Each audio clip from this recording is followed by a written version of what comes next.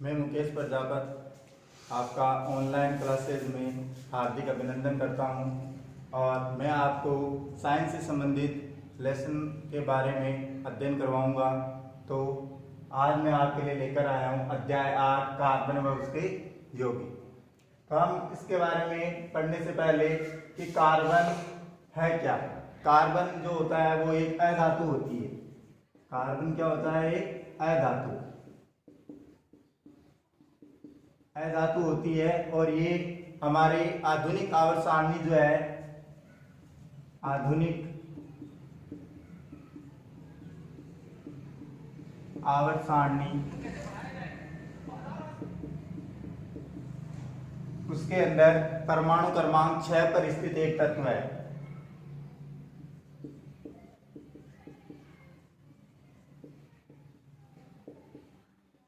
पर स्थित एक तत्व है। साथ ही यह हमारे वातावरण के अंदर जो इसकी प्रतिशत मात्रा है वो है 0.003 से लेकर 0.004%। इसके अलावा कार्बन जो है मानव में भी पाया जाता है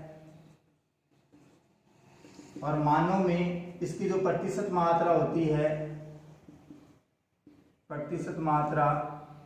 वो होती है 18%। नहीं होती है 18%।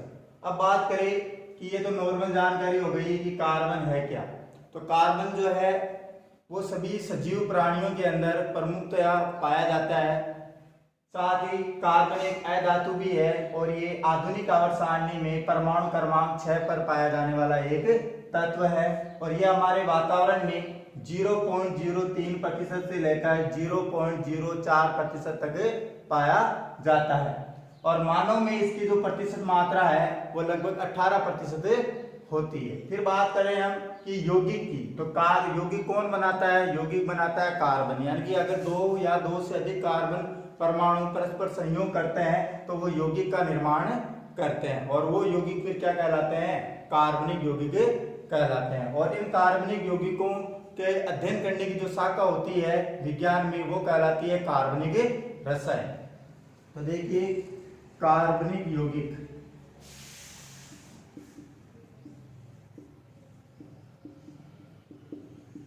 कार्बनिक यौगिक विज्ञान की कौन सी शाखा में अध्ययन होगा? कार्बनिक रसायन।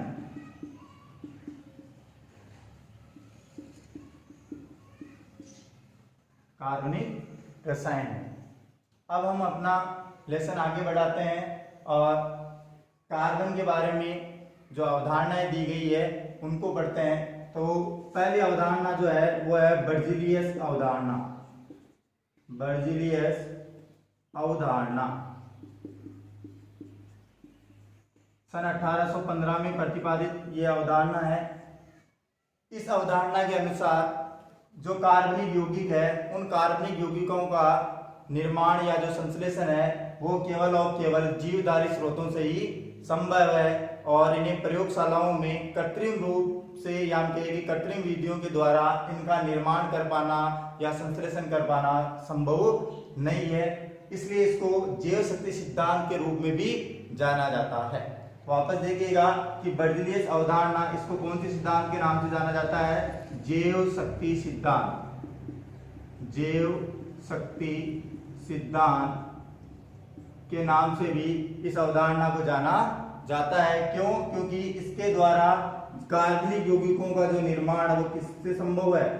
कार्बनिक यौगिकों का निर्माण किससे संभव है? केवल और केवल जीवधारी स्रोतों से। केवल जीवधारी स्रोतों से। फिर देखो, फिर आती है कि ये जो जैव शक्ति सिद्धांत है, इस सिद्धांत का खंडन किया था वोलर नाम के एक वैज्ञानिक ने सन 1828 में। तो हम इसको ऐसे भी पढ़ सकते हैं कि वोलर का सिद्धांत, वोलर का सिद्धांत। कब दिया था? 1828 में। अब इसके अनुसार क्या होता है कि वॉलन ने अकार्बनिक पदार्थों की सहायता से इस जैव शक्ति सिद्धांत का खंडन किया और प्रयोगशाला के अंदर प्रथम कार्बनिक यौगिक प्राप्त किया। तो देखो इसका जो समीकरण है कि जो अकार्बनिक पदार्थ लिए वॉलन ने वो थे अमोनियम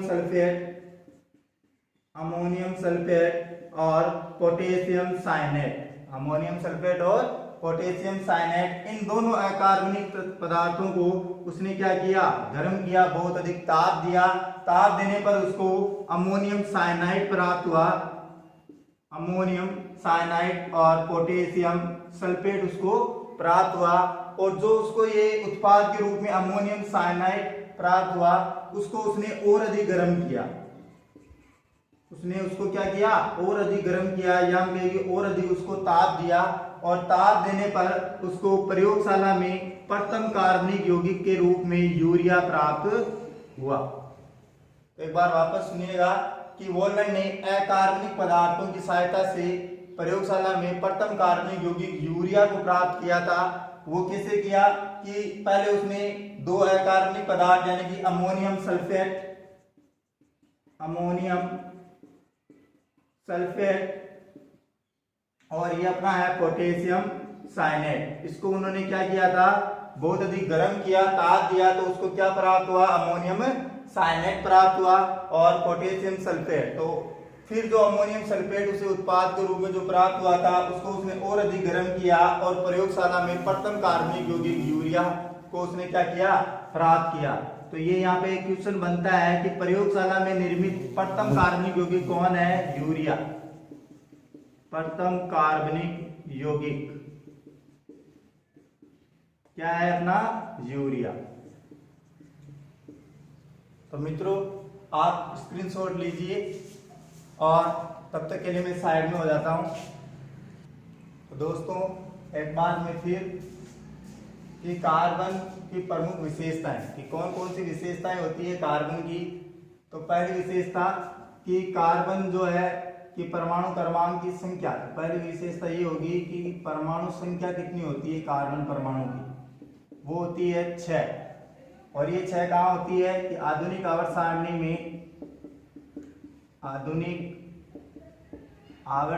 में परमाणु क्रमांक 6 पर ये तत्व जो है वो स्थित है। कौन सा? कार्बन। फिर बात आती है कि कार्बन परमाणु की जो संयोजकता,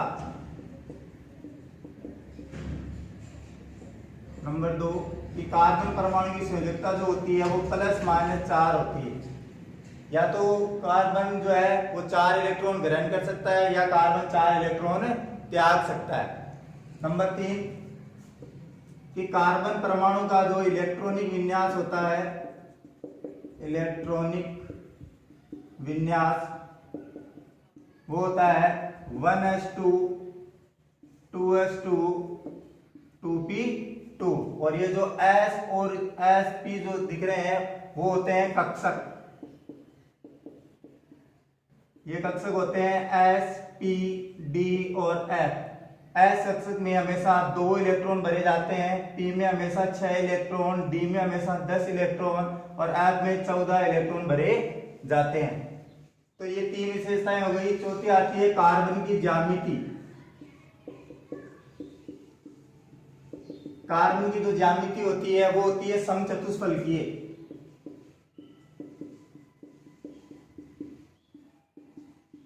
समचतुष्फलकीय यानी कि जैसे मीथेन की ज्यामिति होती है वैसी होती है इस प्रकार की।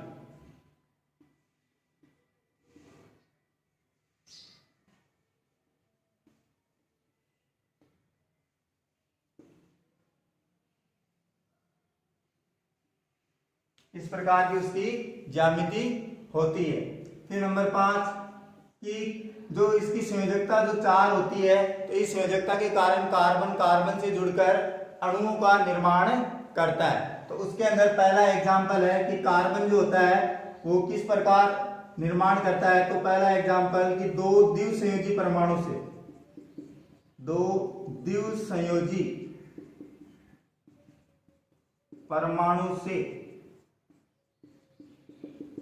तो दो द्विसंयोजी परमाणु से कार्बन किस प्रकार संयोग करेगा और अणु का निर्माण करेगा, तो देखिए इसका एग्जाम्पल होगा CO2। कार्बन की संख्या कितनी है, एक, ऑक्सीजन कितने हैं, दो, तो ये इस प्रकार बनाएगा C double bond O double bond O। अब याद रहे कि हमारी ये जो संरचना बनी है वो सही कब होगी, जब कार्बन की संयोजकता 4 पूर्ण होगी। तो 4 पूर्ण करने के लिए 2 ये रही संयोजकताएं और 2 ये रही, तो कार्बन की संयोजकता 4 हो जाती है। तो इसका मतलब हमारी ये संरचना क्या है, सही है। नंबर 2 एग्जाम्पल कि एक एकल संयोजी परमाणु से, एक एकल संयोजी परमाणु से तथा एक त्रिसंयोजी परमाणु से, एक त्रिसंयोजी परमाणु से, तो देखिए इसका एग्जाम्पल होगा हाइड्रोजन साइनाइड, HCN। यह हाइड्रोजन साइनाइड है, तो इसके अंदर हाइड्रोजन अलग है, कार्बन अलग है और नाइट्रोजन अलग है। तो इसके अंदर कार्बन की संख्या कितनी दे रखी है, 1। हाइड्रोजन की संयोजकता कितनी होती है, 1, इसलिए वो एकल सहसंयोजक बंध के द्वारा वो बंधित रहता है। और नाइट्रोजन जो होता है उसके बाह्यतम कक्ष के अंदर 5 इलेक्ट्रॉन होते हैं, इसलिए उसको 3 इलेक्ट्रॉन ग्रहण करने की आवश्यकता होती है, इसलिए उसकी संयोजकता हो जाती है 3। तो यहाँ पर वो त्रिसहसंयोजक बंध बनाएगा। तो ये अपना बन जाता है S single bond C triple bond N। तो ये अपनी संरचना बन जाती है और कार्बन की संयोजकता 4 भी पूर्ण होती है, 1 और ये 3 4, यानी कि अपनी ये संरचना भी क्या है, सही है। नंबर 3 कि 4 एकल संयोजी परमाणु से, 4 एकल संयोजी परमाणु से, तो इसके लिए इसका पहला एग्जाम्पल होगा मेथेन और दूसरा एग्जाम्पल होगा carbon tetra chloride, carbon tetra chloride. तो देखिए मेथेन जिसका जो अणुसूत्र होता है, जो फॉर्मूला होता है वो होता है CH4, यानी कि एक कार्बन पे हाइड्रोजन कितने लगे हुए होंगे, 4 हाइड्रोजन लगे हुए होंगे। तो इसकी जो संरचना बनेगी वो इस प्रकार बनेगी। अब आप इनकी संयोजक, इस कार्बन की संयोजकता पूर्ण कीजिए, तो देखिए 1 2 3 और ये 4, यानी कि कार्बन की संयोजकता 4 पूर्ण हो रही है। इसका मतलब अपनी ये संरचना क्या है, सही है, यानी कि 4 एकल संयोजी यानी एकल बंध से बंधे हुए हैं सभी, ठीक है। फिर दूसरा है कि कार्बन टेट्रा क्लोराइड, यानी कि कार्बन टेट्रा क्लोराइड का फॉर्मूला होता है CCl4, यानी कि कार्बन 1 और क्लोरीन परमाणु कितने लगे होंगे, 4, ये क्लोरीन परमाणु। तो इसके अंदर भी सेम है, तो ये भी क्लोरीन 1 क्लोरीन 2 क्लोरीन 3 क्लोरीन 4, और कुल मिला के कार्बन की संयोजकताएं कितनी हो गई, 4। तो आप दोस्तों इसका स्क्रीनशॉट लीजिए। दोस्तों फिर इसका एक और एग्जाम्पल है, वो एग्जाम्पल है कि 2 एकल संयोजी परमाणु से तथा एक द्विसंयोजी परमाणु से कार्बन संयोग कर अणु कैसे बनाता है। तो इसके लिए हमें देखो 2 एकल संयोजी, यानी कि इसका जो एग्जाम्पल होगा वो होगा HCHO, यानी कि देखो इसके अंदर एक H ये रहा, एक H ये रहा, दोनों ही क्या है, जिनकी संयोजकता कितनी है, 1 1 है, यानी कि दोनों एकल संयोजी है। और ऑक्सीजन क्या है, द्विसंयोजी, क्यों, क्योंकि इसकी संयोजकता कितनी होती है, 2, और कार्बन कितना दिया हुआ है, 1। तो इसका जो संरचना बनेगी कि ये हमने लगाया कि कार्बन 1, ये 2 लगा दी हमने संयोजकता इसके ऊपर, और इधर 2 संयोजकताएं हो गई ऑक्सीजन की। तो इस प्रकार ये अपना फॉर्मेल्डिहाइड है, फॉर्मेल्डिहाइड।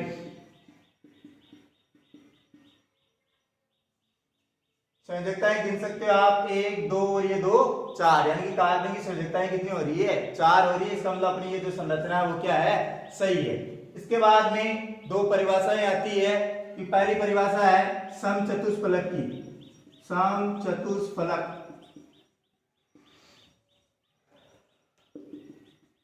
तो समचतुष्फ जो कार्बन की ज्यामिति हमने बताई थी कि समचतुष्फलकीय होती है, तो उसके अंदर से ये पूछा गया क्वेश्चन है कि समचतुष्फलक होता क्या है। तो समचतुष्फलक एक ऐसा चतुष्फलक जिसके अंदर 4 त्रिभुजाकार फलक पाए जाते हैं, जिनमें से हमको एक त्रिभुज को आधार मानते हुए बाकी तीनों त्रिभुजों के कोनों को एक शीर्ष पर या एक बिंदु पर मिलाना होता है। तो बनने वाली एक त्रिभुज ज्यामिति जो होती है वो समचतुष्फलक कहलाती है। देखिए इसके लिए मैं आपको मेथेन के एग्जाम्पल से बता देता हूं कि जो मेथेन की ज्यामिति होती है वो भी एक समचतुष्फलकीय ही होती है।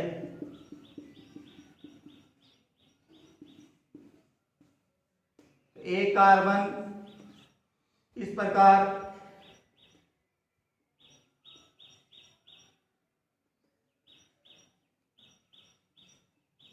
तो इसके अंदर देखिए त्रिभुज 1 2 3 और ये 4। तो इन 4 त्रिभुजों में से हमको एक को क्या मानना है, आधार मानना है, और बाकी जो 3 त्रिभुज है उनको एक शीर्ष पर या एक बिंदु पर मिला देना है। तो बनने वाली जो ज्यामिति होगी वो कैसी होगी, समचतुष्फलकीय होगी, या कहेगी यही समचतुष्फलक की क्या होगी, परिभाषा होगी। और इस समचतुष्फलक के अंदर कार्बन जो होगा उसके केंद्र में स्थित होगा।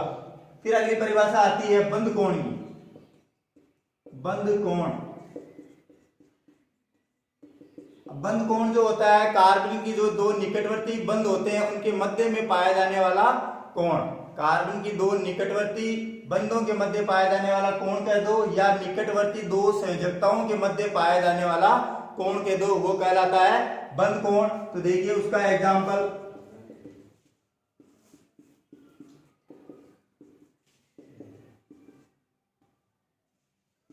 ये बंद कोण है और ये बंद कोण का मान होता है 109 डिग्री 28 मिनट। ये फलक है, ये भी इसका फलक है, यहाँ पे ये भी संयोजकता है, ये भी संयोजकता है, या ये बंद है, ये भी बंद है, और इन दोनों मध्य संयोजकताओं के मध्य का कोण कितना है, 109 डिग्री 28 मिनट। धन्यवाद दोस्तों, आप चैनल को लाइक और सब्सक्राइब जरूर कीजिएगा। धन्यवाद और अगली कक्षा में मिलेंगे।